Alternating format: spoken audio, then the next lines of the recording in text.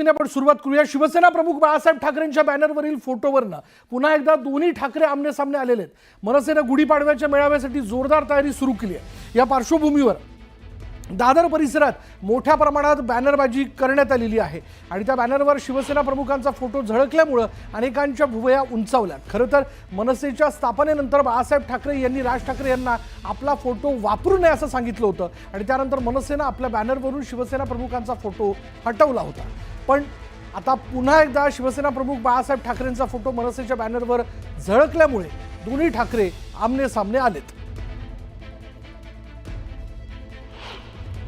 सर्वांना बाळासाहेबांच्या नेतृत्वाखेरीज दुसरा पर्याय नाही हेच त्यातून दिसतंय। आणि जर आता महाराष्ट्र जिंकायचं असेल तसं जसं गेल्या वेळेला ह्या गद्दारीने सुद्धा बाळासाहेबांचा फोटो वापरला तसं सगळ्यांनाच बाळासाहेबांचा फोटो वापरण्याखेरीज काय पर्यायच राहिलेला नाही। वंदनीय बाळासाहेब हे लाखो शिवसैनिकांचं आराध्य दैवत होतं, महाराष्ट्राचं एक भूषण होतं। त्याच्यामुळे त्यांना आदर्श मानण्याचा अधिकार हा एका कुठच्या व्यक्तीला असू शकत नाही।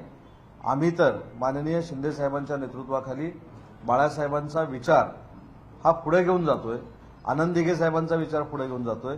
त्याच्यामुळे यामध्ये आम्ही बसत नाही। मला असं वाटतं की ज्यांनी काँग्रेसबरोबर युती केली त्यांना हे लागू पडतं की त्यांनी वंदनीय बाळासाहेबांचा फोटो किंवा पुतळा लावू नये। दरम्यान मनसे उपाध्यक्ष यशवंत किल्लेदार यांनी यावर स्पष्टीकरण दिलं। हा आमचा अधिकृत बॅनर नाही असं यशवंत किल्लेदार यांनी म्हटलेलं आहे। पदाधिकाऱ्यांनी उत्साहाच्या भरात हा बॅनर लावला। मेळाव्यासंदर्भातील आमच्या बॅनरचं डिझाईन ठरलेलं आहे असं देखील यशवंत किल्लेदार यांनी स्पष्ट केलं।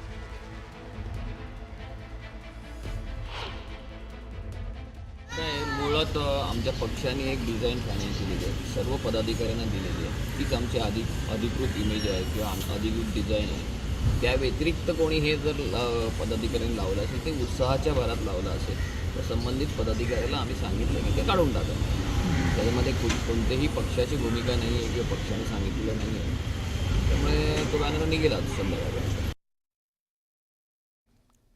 उद्धव ठाकरे हे आधुनिक औरंगजेब आहेत। बाळासाहेबांना शेवटच्या दिवसात त्यांनी किती त्रास दिला हे सगळ्यांना माहिती आहे। राज ठाकरे त्याबाबत अनेकदा बोललेत अशी टीका नरेश मस्केंनी केली।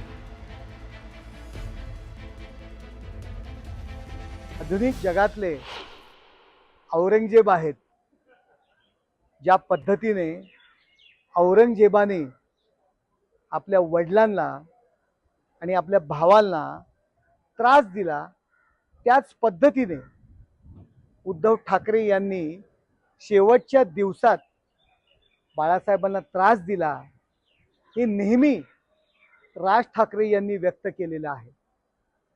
त्यांनी आपल्या वडिलांच्या विचारांची प्रॉपर्टी नाही घेतली तर त्यांनी आपल्या सख्ख्या भावांना प्रॉपर्टी करता त्रास दिला आणि ते वाद कोर्टापर्यंत गेले। हो,